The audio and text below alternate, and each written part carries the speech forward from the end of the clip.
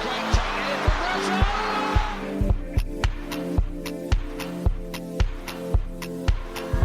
Stuttering start, but they're ending the season with momentum.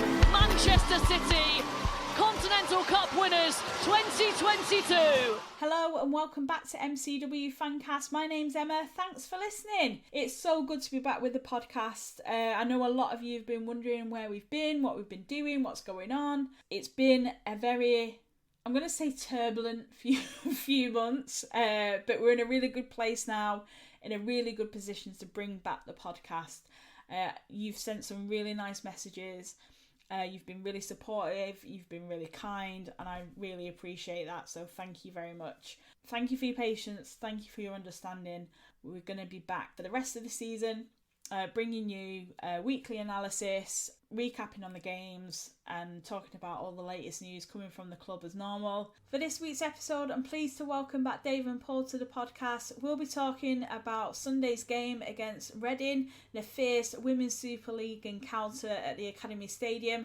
With every point crucial in their season campaign, City gave their all and secured a well-deserved 4-1 victory.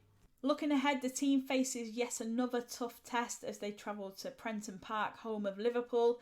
It's a must-win for City if they hope to remain in contention for Champions League next season. So the stakes are high and the pressure is on. Let's get into it.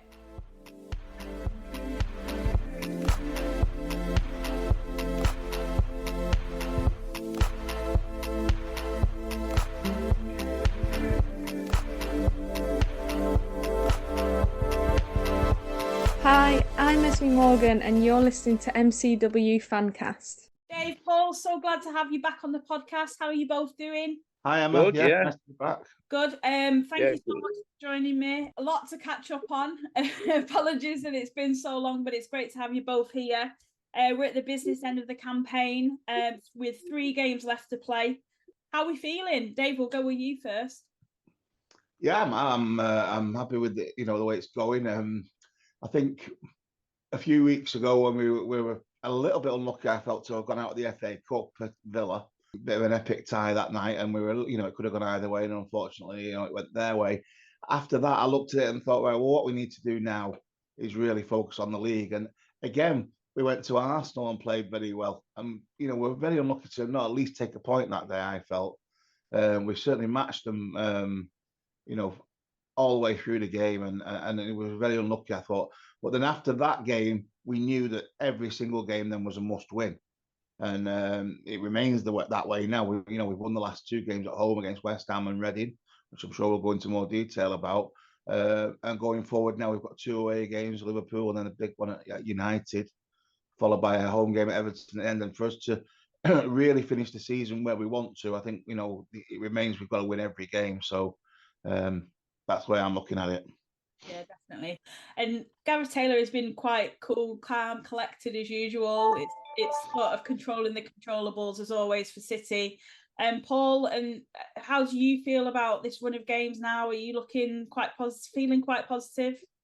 Well, I think we should win. We should beat Liverpool, who are all over the place at the moment. They're struggling, and Everton are a team that we beat away and a decent side, but aren't great either.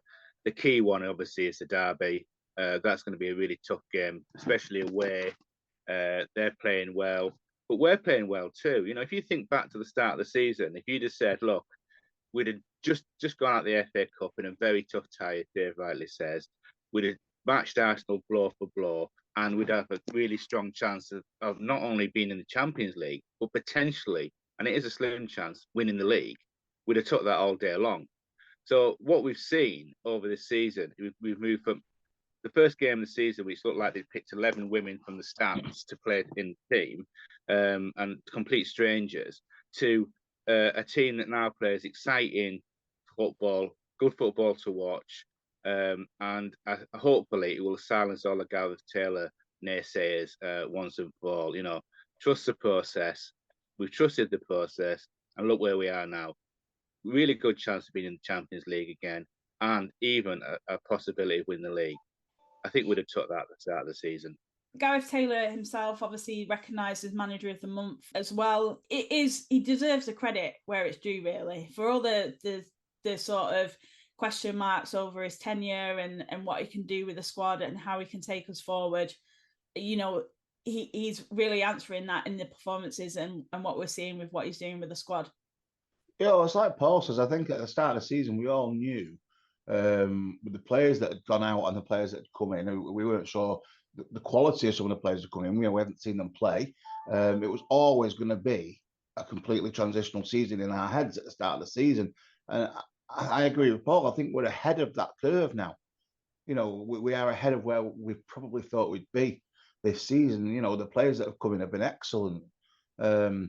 You know, you look at the likes of Alexandria and Wahhabi and people like that, Kasparov, they've all played the part in putting the team where they are and replacing, you know, the quality that we lost at the end of last season, which happens in football. People move on. And Gareth's a big part of that. You know, I think I'm a great believer that if you can get stability in your backroom staff, your coaching and your management, it breeds itself into the team and you can bring players into play in a certain way as City play as a team. We see that right across the club in all the youth teams, right the way through to the men's first team. It's the same policies being employed here with the women, and we're now bearing the fruit. Now, we're not sure, obviously, what the end of the season is going to bring, but we're certainly challenging. And as Paul says, there's an outside chance we could win the league. There's certainly a chance of getting Champions League football right till the end. That'll be there. And I think if we're honest, we're not all sure that it would have been there before the ball was kicked. So yeah, great credit to Gareth, great credit to his staff, and great credit to the team. It's worth mentioning as well that, I mean, there's been talk about Sean Gaultier and his influence on the team coming into Gareth Taylor's coaching staff. Paul, how do you look at that and how do you sort of evaluate his influence on the squad? Well, I think he's very much a player that's sort of underrated in a lot of ways. You know, he's seen as sort of this sort of bright, breezy character. First thing to remember, he's done it at the highest level. He's a quality player. He's done it. He can throw his medals and his caps on the table and say, "I've done it." So he brings that to the team. He also brings that infectious personality that obviously everybody knows about. But I think he's been brought in perhaps to create a good atmosphere, but also because he's got great knowledge of how to score goals. He's banged in goals wherever he's gone. And we've got a striker now that's banging in goals for fun. She could well win the Golden Boot, Bunny. And I think working with Sean is a brilliant idea because, you know, they come from a similar background. They come from a similar area. Culturally, they understand each other. But more importantly, he knows how to score goals and he will improve her game. And I think we'll see an even better version of Bunny next season. If she's had a few months working with him, she's going to be a better player. And he also brings something, I think, to the atmosphere. And one thing I want to say about the club, there seems to be a better atmosphere in the first team at the moment. There seems to be a greater sense of unity. Perhaps some of the egos have gone. You know, when you hear the players talking, they're talking about they are a team. They feel bonded. There's no egos in the dressing room. They're just working together for the good of the team. And that, I think, Sean Gorton and people like that can bring even more to that atmosphere. Because ultimately, why the men's team is successful, apart from the fact they're all world-class players, is that there's no egos. They work together as a unit. And we're seeing that's what I think has been the great thing about this season. And when you see that, then you see the quality coming out. You see the way they score goals. The counter-attack for the third goal at the weekend was outstanding. They knocked it forward quickly. They moved it through the phases and they scored a brilliant goal. And that comes because players trust each other. They respect each other and they're working together. So I think Sean's going to be a fantastic addition to the team. And I think he'll make Bunny a better player. And if she's a better player, you could see her smash all the records next season in the WSL for goal scoring because she's a natural. But she could only benefit from working with such an outstanding guy that's done it all and has nothing to prove. And Gareth spoke about what a sort of calming influence he is around the squad, and he's, like you said, he's had that experience at, you know, all levels, and he is having a huge influential impact on not just Bunny but other players as well. I mean, he said it's been a joy working with some of the best players in the world. I mean, Dave, what do you think about it all? I can only back up what Paul's just said. Sean's he's a City legend. He's one of those players that earned the right to become to get the status that he's got. He probably wasn't when he first came to City weren't the team they are now. And he got where he was through hard work, and the team got where they were through hard work, and they came through the ranks. And Sean was a big part of that. And one thing about Sean, he just has that knack of how to score goals. He always had it. He scored I saw him score every type of goal you could imagine. He was just one of those players who just knew where to be. And people would say, "Oh well, anyone should score from there," but it wasn't about that with Sean. He always knew. He had that instinct that proper goal scorers had. People like Lineker and people like that had that knack to be in the right place at the right time. And I think Bunny's got that, as well as all the skill and everything. You need that instinct, and working with someone like Sean's only going to highlight that. I've watched them do the drills on the pitch before the match when he's taking them and having shooting practice, and Sean's taking that now and saying, and you can see, he's inspiring confidence in it. And as Paul says, it seems there's like a sense of fun as well, which is probably also that they're there every day in training now as well. You watch some of the training videos, you can see Sean's involved on a daily basis. I think it's only good, and we're seeing the fruits of this labour now. And Bunny's been outstanding this season. She's scored every sort of goal as well. And hopefully, we can build the team around that. We've got another class striker coming back to the club, I think, in Jess Park for next season as well. So there's another type of striker which can come back into the side that Sean could work with as well. So it's all good. I'm really pleased, and I'm glad we're bearing fruit from it. Paul, you kind of spoke about it before, but Bunny, she is sort of having the most incredible season. And she is definitely in contention for that golden boot, as you say. Is it 18 goals now in the league? I think Daly's on 17, just behind. But the goals and opportunities that Bunny's having, I think she's the most creative player, the player with the most opportunity. I think I looked at it before, I think it was 108. Chloe's in second with 68. So that just tells you the difference in terms of her creative ability, shall we say. When we speak about Bunny and the season that she's having, do you not only just see her as a Golden Boot winner, but the player of the season as well? She's certainly a contender. There's absolutely no doubt. The thing about Bunny, she's got 18 goals in 19 matches. That's world-class goal scoring. In a league, let's remember, this season, the quality of the league is so much better this season, right down the division. Reading, and West Ham, who we beat comfortably, are not bad teams anymore. There's no mugs in our league anymore. So scoring goals in this league, and you look, her and Daly are way ahead of everybody else. Nobody else has scored more than 10 goals. The two world-class strikers in our league are banging goals in for fun. The other, the Russos and co are not nowhere near them. And what Bunny brings to the team is two things. One, yes, that goal scoring ability. As Dave says, doesn't matter if it bounces off her backside or off her knee. She's there to put it in. She's in the right place. But what she does is create mayhem all day, all afternoon when she's playing. Her positioning, her movement, her running, her strength, her tactical awareness now in a very good team. The way she stretches defenses makes them worry, scared. In the way that Haaland does over the road. She does exactly the same stuff that he does. Clever runs, holding players up, holding the ball up, which we always struggled with holding the ball up in the past. She holds it up. She keeps the momentum going. She's just one of those players that's every time you watch her, she seems to get better. She's everyone says, oh, she's a big unit, she's a big ball battering ram. No, she's a really, really clever, subtle player that understands how that team operates. And not only is trying to score goals for herself, he's trying to make goals for other people, trying to make space for other people.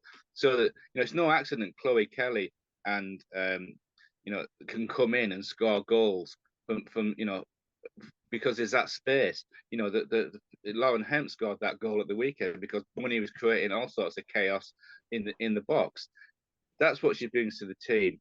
I watch her and I just think it's a privilege to watch her actually, because she's such a clever, such a subtle player. And another season another season working with Sean, working with some of the other coaches, you can see her getting well over 20 goals next season. Because I think, as Dave rightly says, Jeff Park coming back in is going to, get us even more goals. And if I've got one small criticism of the club, I think we had 13 shots on target the weekend, scored 4 goals. We need to make that ratio a bit higher because we're not taking as many chances as we should. But that will come.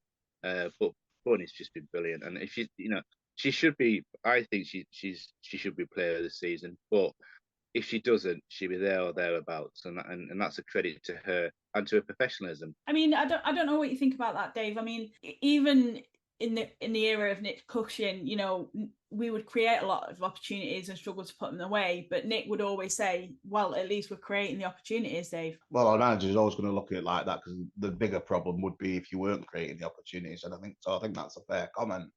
On Sunday, for instance, against Reading, we certainly could have and probably should have scored more. The chances that we created, we terrorised their back line. I think their fullback was dizzy by the end of it, but we got 4. We could have, as I say, should have had more. But I would think it would be more of a problem if we weren't creating the chances. So certainly with the players we've got, and it's interesting what Paul says about Bunny. It's our all-round play. A game if anyone wants to see what Bunny's all about, other than the goals, if you watch the home game against Arsenal from a couple of months ago, where she didn't score in that game, but she was absolutely outstanding. She absolutely terrorised Arsenal's back line that day and created spaces. For quite rightly, as Paul says, Chloe and Lauren, I think, got the goals that day, and it helps players come in wide because of the work that Bunny does inside. And that game in particular sticks in my mind as to what Bunny's all about, other than the fact that she's a fantastic goal scorer in her own right as well.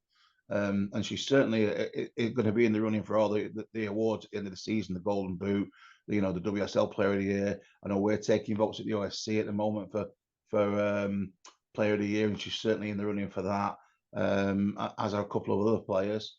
I mean, I don't know the numbers or anything at the moment because I'm not doing the counting, but votes have been piling in, and it's great to see. It's great to see that we've got such a world-class striker, and you build your team around players like that because football's about scoring goals and winning games, and she does that. So Yeah, I'm over the moon. I mean, let's get into the Reading game then, because we're obviously heading in the back off of that great win at home against West Ham. And we're just coming back off the international break, and there were a few errors, and West Ham, they got their 2 goals, but it was a really good performance from City in terms of the goals that we scored. And again, Gareth spoke about, not just becoming reliant on Bunny for getting those goals. So we had a good spray of goals again, which we've seen against Reading too. But, Reading were always going to come to the Academy Stadium and give us a game because they've got something to fight for. In the opening minutes of the game, Reading go ahead through Trollsgaard, and it was a bit of a mess, really. I mean, there was a bit of a sort of Hasegawa lost the ball in the middle of play. It was intercepted by Reading, and they just went on the counter, and it just got a little bit sloppy. And we were just, it was a great attack from Reading, but obviously to go behind early on. Paul, what were your thoughts? Well, I agree. Looking at that was the worst bit of defending I've seen for some time from City. They just switched off. Yeah. And then they got caught with a really good shot, which the keeper could do nothing about. But after that, we had 80%. Before we scored the next goal, we had 82% possession. It's like it was the kick up the backside they needed, and so they then turned that massive amount of possession, 82% is huge, into a goal. It was a bit of a bundled finish. But if you look at the way they set that first goal up, they played again out from the back, through the phases, through the midfield, knocking it about, playing it around, pulling them all over the place, and then knocked it across, bundled the ball in, great, and at that point you just thought, right, they're back in the groove now. Reading are struggling, they're nervy because they may go down, and they're a good team, and they shouldn't, they shouldn't be in that position, but nonetheless, they're getting nervy. We exploited that, then Bunny knocks in a great header, which is what she's brilliant at. The third goal, as I say, I thought was really impressive counter attack. Even the commentator on the TV was saying what a great attack it was. And then Steph, who Horton's I think bang back in form, knocks in one of her trademark specials. So it was one of those games where we went behind early on, but you never felt that we were not going to be able to control that game. As I say, and I think Dave alluded to, we perhaps could have scored more goals, and that's something we need to work on for next season, converting those really good chances where the ball whips across the 6-yard box into a goal. But you can't really be critical of a team that turns over, a struggling but good team 4-1. So it was a solid performance, I think, and probably a better performance than the West Ham game where we scored more goals, because I think West Ham fell apart towards the end. So all in all, I think when you look at the way we're playing football, the thing that I think is really exciting about City at the moment is I like watching them. They're not just there'd be a temptation, just knock it down the middle to the big target woman in the middle, and then let Bunny do a magic. They don't do that. They play good football. They play it through the phases. They play the sort of football you see right across the club, and that for me is the most exciting thing. They're playing entertaining possession football, but when they strike hard. Like Paul said, front to back, we were really good. And there's some really good partnerships showing out there as well. For me, obviously, Gareth didn't make too many changes. Obviously, Kiara Keaton made way for Ellie Roebuck, who was back in goal on Sunday. But the likes of Philippa Angeldal, Kasparov, that are in the squad, that are performing week in, week out, that have had limited minutes this season, but are really showing their quality. I mean, how pleasing is that for you? Yeah, Angeldal, one that stands out. There was a lot of people shouting for her to get a game. I mean, you watch her play for Sweden. She's a very important player in the way they play, and since she's come into City's team, I think it has improved us. It has improved the midfield. Thought she was excellent again on Sunday. She links up the play. She's powerful in there, and she protects in a way that some of the more skillful players that are in the middle of the park, such as Hasegawa, who has also been fantastic for us this season. So Angeldal's one that sticks in your mind. Kasparov is another who comes in, and she's attack-minded. It links into the way City play through the channels and getting the wide players involved. Kasparov is certainly a modern fullback in that respect. It's all good to watch, as Paul says. It's entertaining stuff, which we as fans want to win, but you also got a football to be entertained and enjoy the way that a team play. And I think we can say we are doing that with City. And that was the case on Sunday. The most important thing, obviously, was to get the 3 points, but to rack up as many goals as possible. And it was disappointing to concede the goal we did in the first minute. If we'd have come away, say, with a 4-0 rather than a 4-1, I'd have been over the moon to have got another 4 goals on the goal difference. As it is, we've only got 3. But as I agree with Paul. I think we've probably it was a tougher game than the week before, even though Reading are lower than West Ham in the league. I think they were tougher. They were a little bit more organised at the back, maybe than West Ham were, a bit all over the place, especially late on in the game. So, I mean, it's 2 big wins at home on the trot, which is what we needed to get the goal difference closer to Arsenal's, for instance. If you look, I think it's 3. I think there's a 3 goal difference now, and this is what we need to do. We need to carry on winning these games and converting chances. It's Liverpool on Sunday, and it's the same there. We need to first and foremost win the game, get the 3 points, and that's what Gareth's focus will be on. But hopefully convert a few more chances and get a few more goals in the bank as well, because it's that tight, it's that close in the league. It could come to it. Gareth, I keep talking about Gareth. I don't know, I've got 101 quotes in my head from Gareth this week, but he said, we don't want to be reliant on other teams. It's kind of about us. And that's what mantra's always kind of been the City way, if you like. We have got to be focused now. With 3 games left to play, we've got to go out and get the best result that we possibly can if it should come down to goal difference. We want to be, we're in and around those places, perhaps. We didn't think we would be at this point in the season, but here we are, and we've got something to play for, so we've got to give it everything. Absolutely. I mean, you've got to always have your own fortunes in your own hands. We've played our way back from a really dodgy start to the season, really difficult, hard start to the season. I've said it before, we'll say it again. We lost 3 world-class players in the close season last season. 3, two of whom will be, well, three of them will be starting for England in the World Cup. So we lost 3 outstanding players. And the way he shaped that team and the way he's brought players in to replace them that aren't quite as well known and perhaps maybe not as well known across the game, but they've come in and done the job for us. So we've got it in our hands now. We've got to beat Liverpool at the weekend, which I think we can do.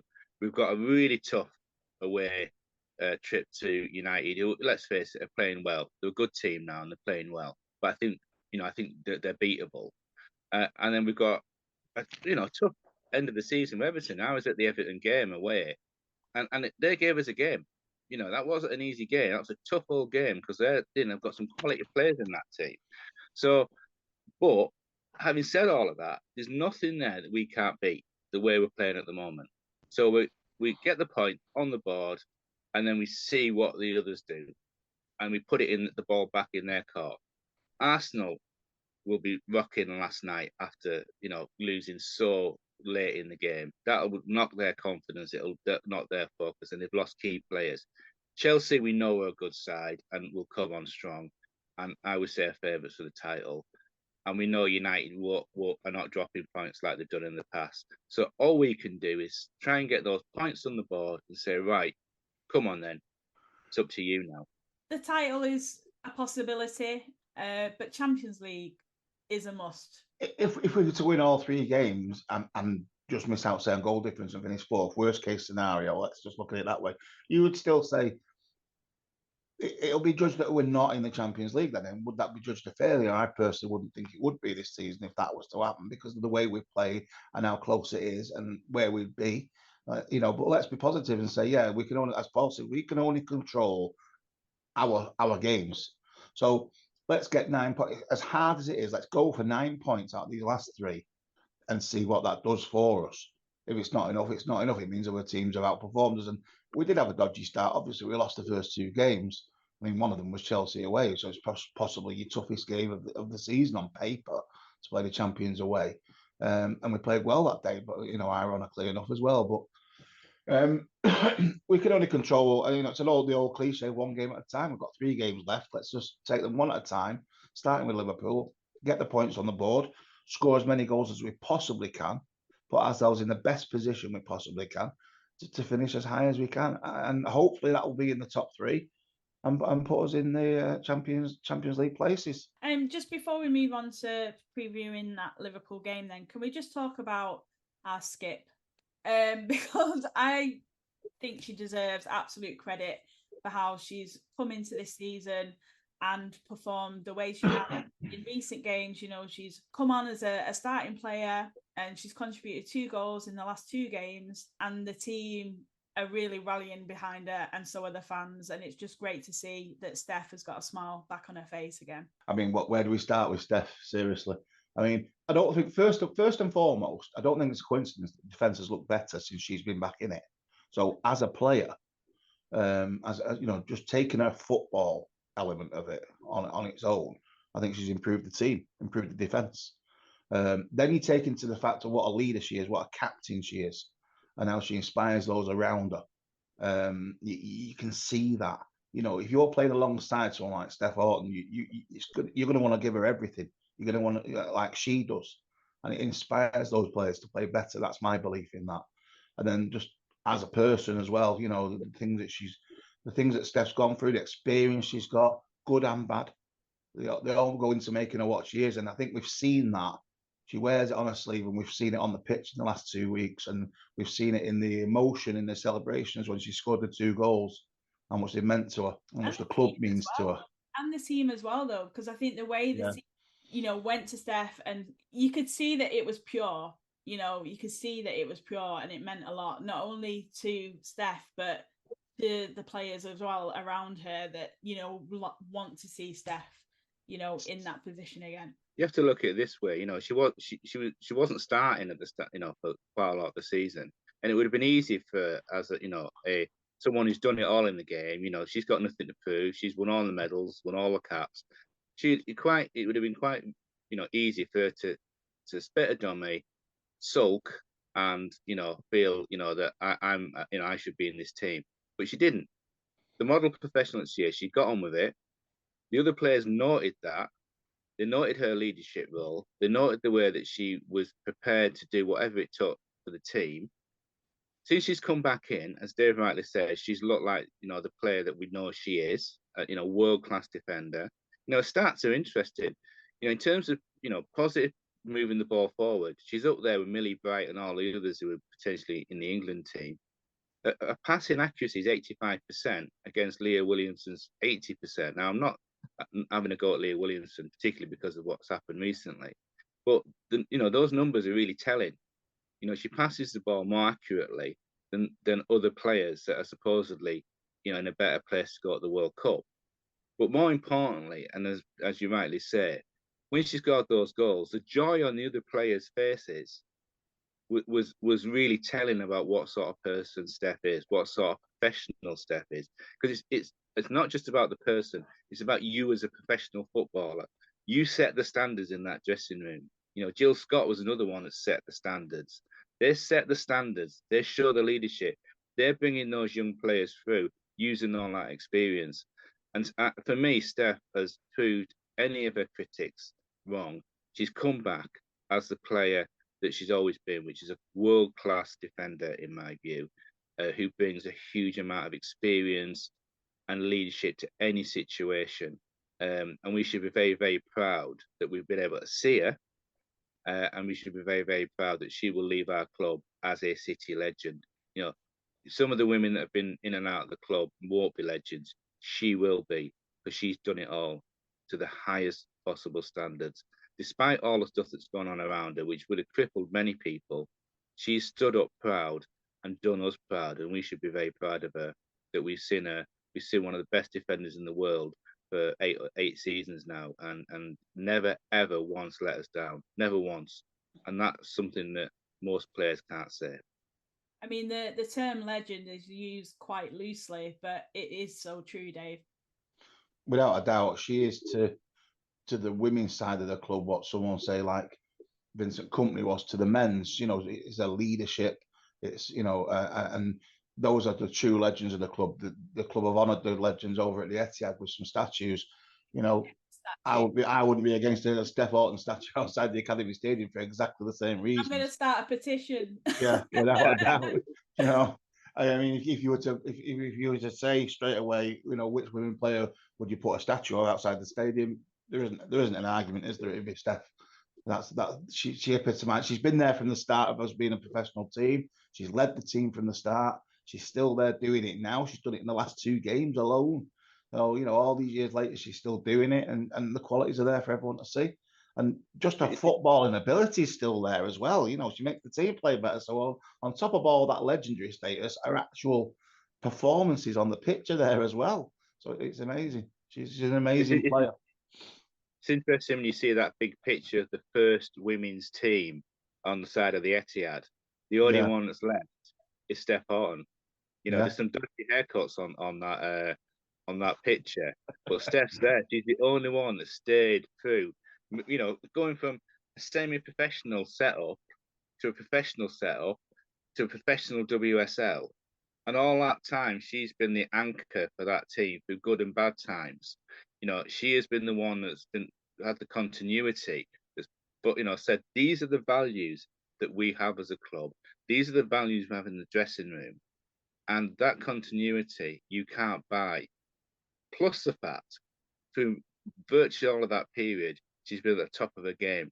She's been a world-class defender, winning over 100 England caps, never letting the national side down, never letting us down, and to be able to do that week in, week out, I think as you said, Emma, the word legend is bandied around a little bit loosely, but for those of us who've watched the women's game for a while, she is without doubt our club legend and will go down as such. And if they did have a statue outside, there would be nobody that knows anything about football that would dispute that was a worthy marker of all the things she's done for our club. Definitely. So let's move on to Liverpool then. This Sunday at Prenton Park, 2:00 kickoff. Dave, how are you feeling heading into this game? Obviously, Liverpool, a mid-table team. I think they're about 7th in the league at the moment. have had a relatively good season since coming up to the WSL following the championship title last season. Obviously, last game we played them, Prenton Park was in the Conti Cup and we won 2-0. It should be a relatively straightforward game for City, I feel. Well, it's a must-win game. There's no two ways like that. We need the 3 points. Yeah, Liverpool done okay. I think at the start of the season, they'll be. If you said to them that they would be mid-table, not involved in the scrap at the bottom to go down again. The first season back up, a lot of new players coming. They'll be well happy. They're a bit up and down, aren't they? I mean, they got absolutely battered at weekend by Leicester. When I saw that score, I was surprised. Yeah. Certainly, being 4-0, you know, because Leicester obviously fighting for their lives at the bottom. A big win for them. So yeah, Liverpool. You would think we should go there, and we certainly go there as favourites to win. Play the way we've been playing, create the chances we've been creating in the last 2 home games. We should be coming away with 3 points and some more goals. But you've got to take each game as it comes and look at the strengths of the other team. And they have got strengths. They have got strengths in the team, Liverpool, without a doubt. They've got some experienced players back in there, ex-City players, Mel Lawley there. Gemma Bonner, people like that, good players. Kerry Holland is a good player at Liverpool, who came through the ranks at City as a youngster, then went off to America for a scholarship and has come back. And a Welsh international playing for Liverpool. And I believe she's had a good season. If you listen to some of the Liverpool fans who watch them week in, week out, she's played well. So they've got good players. So we need to go there, be professional, play our game, play our way. And I would fancy us to come away with 3 points, Emma, yeah. Yeah, and not to be outdone by a Megan Campbell throw. Oh, Megan Campbell, yeah, I didn't mention Megan. There's another quality player, yeah. Yeah, we need to be on the ball with those throw-ins, yeah. Paul, so, I mean, in terms of predictions, do you expect this one to be a bit of a goal fest, or do you think we're going to be a bit more reserved? Well, as Dave says, it really depends which Liverpool turn up. If Liverpool turn up with, and play well, it won't be a goal fest. But if they did play like they did against Leicester at the weekend, it's the potential for a goal fest. Because let's face it, if Leicester can bang 4 goals in, we should be able to bang at least 4 goals in, assuming Liverpool play that badly again. I'm not making that assumption because they're at home.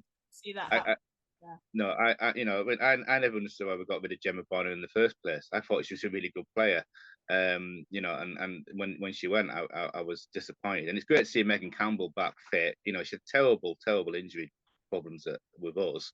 But to her credit, she's battled through them. So it's great that she's back. I do fear those long throws, but unless we've not been paying attention, we'll be expecting that.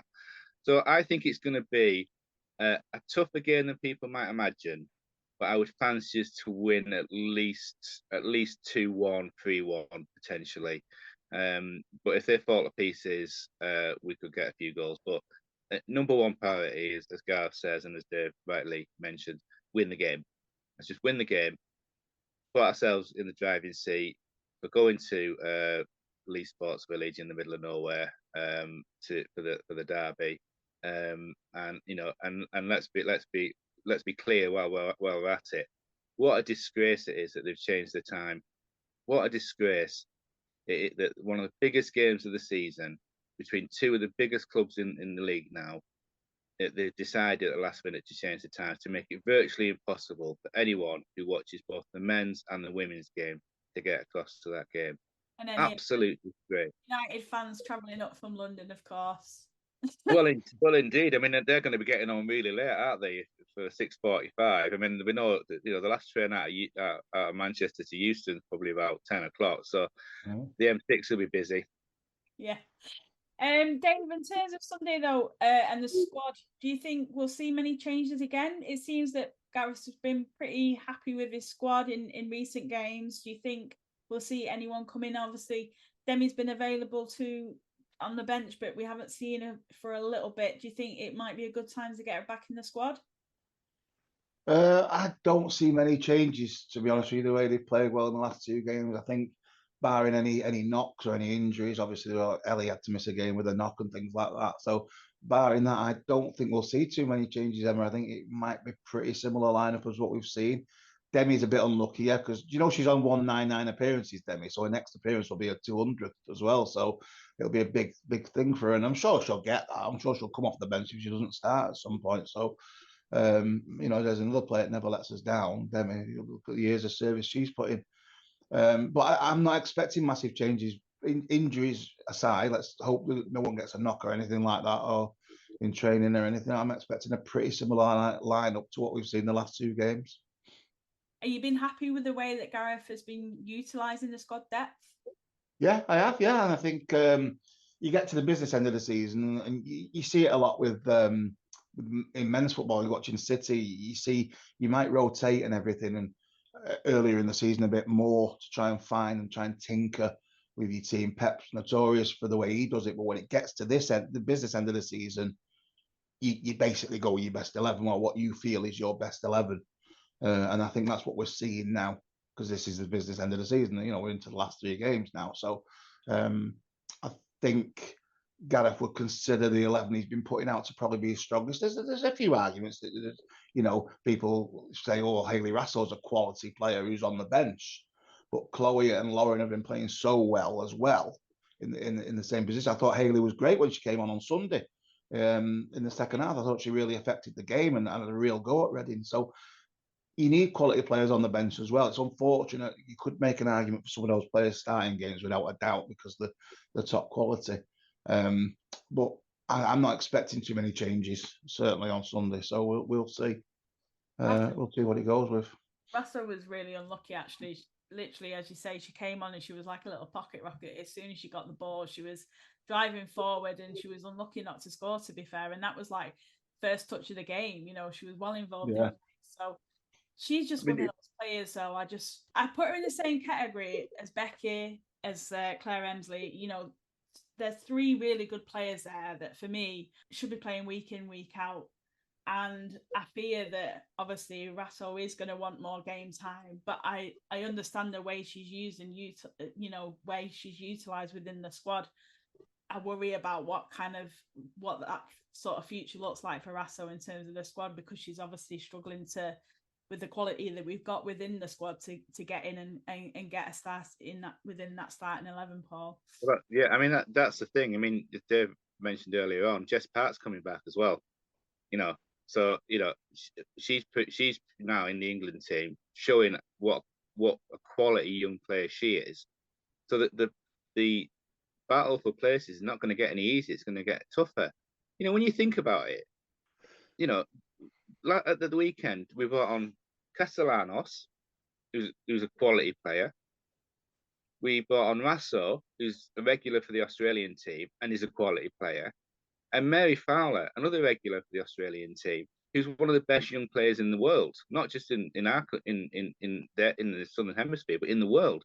And everyone knows how good a player she is, and they can't get in the team at the moment. So that shows how strong our squad is. And in fairness, Cara Keaton the other day, she didn't let us down. She played really well when she came in, and she was playing out with her feet. She looked confident. We've got 3 really good keepers now. 2 of them in the England team. And I think Cara's probably the best young keeper in the country at the moment.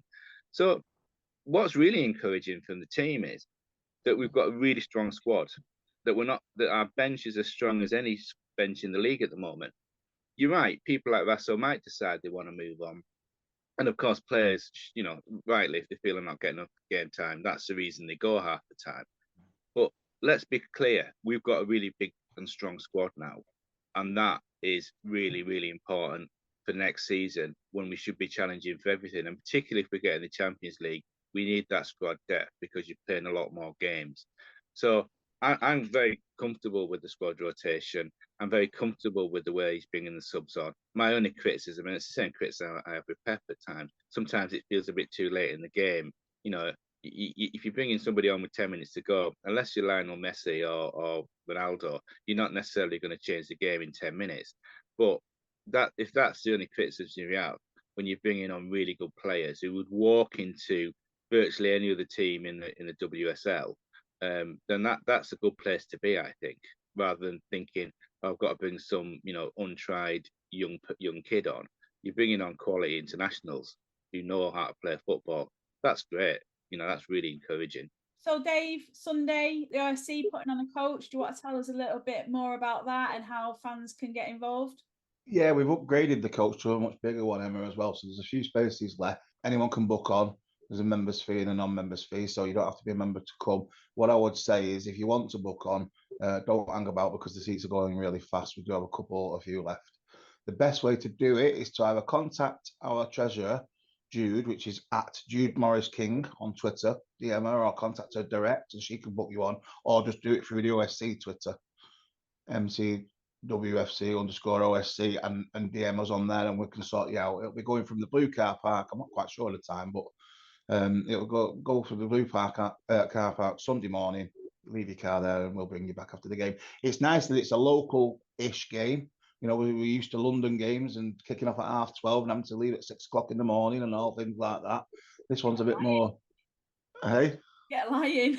Yeah, well, this is it. You know, for an away game, Liverpool's not, you know, you get still used to these London games and Brighton at Crawley and Bristol at the Cup, and they're all down the other end of the country. So it's nice to have the last two away games, you know, are local. Unfortunately, as Paul says, there's a lot of issues around the United game for a lot of fans, with the men being at home at the same time, and that's its old, you know how many times we've covered that on here. So these clashes. But yeah, for Sunday, Liverpool, yeah, hopefully, you know, there'll be a lot of Blues making their own way there as well. So we can have a nice big turnout. There's an away end. I don't know if people know, but on Liverpool's website, you get a ticket. There's an away section there, the cow sheds, apparently. So yeah, we can all get together and really get behind the team on Sunday. It should be a good day out. Definitely. Are you said you're going, Paul? Are you getting to the Yeah. game? I am. I'm hoping to go to more away games next season, but I'm really looking forward to this. There was a great atmosphere at the Everton game, which I was earlier in the season. You know, good set of fans there. You know, loyal set of fans. I think there'll be really, really good atmosphere at the weekend with good City turnout, and you know, Liverpool have got a good, solid support, and you know, I think it'd be good fun. You know, and I think it'd be great atmosphere, you know, and it's great to travel with other fans because, you know, you get to know people, you get to get a sense of, you know, why they're involved in the, you know, in following women's football. And it's just a great day out. So if you know, I think it's 12 quid for members, and I think it's about 18 quid, something like that, for non-members, which is cheaper than a train fare. And it's just a great atmosphere, great day out, and it's nice to visit other grounds as well and see, you know, see how privileged we are in a lot of ways with the setup that we've got. You know, sometimes you can get a bit blasé about the Academy Stadium, but we've got a fantastic setup. And when you go to other clubs, you realise that it's not quite the same, and it just gives you a sense of humility, I think, and a sense of, you know, the importance of growing every team in the WSL so that we have a league that is really, really competitive at, you know, at all levels, which is happening now. And that's I think one of the great things of the last 3 or 4 seasons. We've gone from teams that we used to batter regularly to teams that now give us a real test every time we turn out, and that's how the league should be. We should be at the same standard as the Premier League in the men's game, where anyone can win. And that's what we're aspiring to, and being able to go and support those clubs and turn out in big numbers as away fans, I think is a really important message of solidarity to fans at other clubs. Oh, definitely. I think on that note, it's we'll leave it there because that's a nice way to finish. But Paul, Dave, thank you so much for joining me. Obviously, it's been a while, and I am sorry about that, but I am really, really pleased that we're back with the podcast. And we're going to see out the rest of the season. Thank you both for joining me. Thanks, Emma. It's nice to have you back as well. It's nice to be back on the podcast. Good to be back. Next Sunday's matchup between Manchester City and Liverpool at Prenton Park is one not to be missed. However, if you can't get to the game, you will be able to watch live on the FA Player. Kickoff is 2 p.m. And that's it for this week's episode. Thanks to Dave and to Paul for joining me on this week's show. We'll be back next week with some post-match Liverpool analysis and a Derby Day preview as we head to Leeds Sports Village for our penultimate game of the season. If you're not already, make sure you're following us on social media at MCW Fancast, and we'll be back next week.